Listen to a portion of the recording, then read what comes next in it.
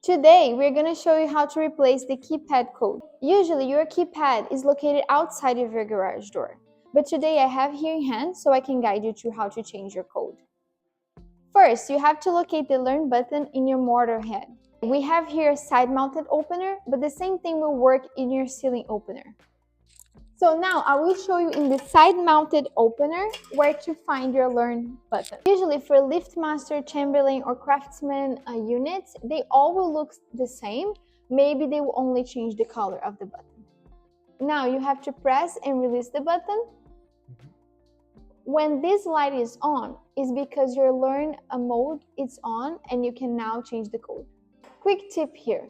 If you press and hold this button for more than 6 seconds, you can erase all the programming in your controls.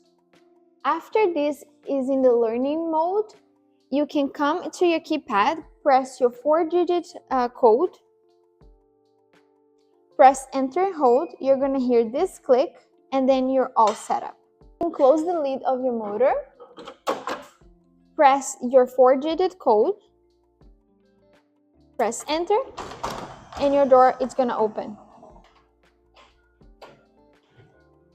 If this video was helpful for you, please leave your comment, hit the like button, and subscribe to our channel.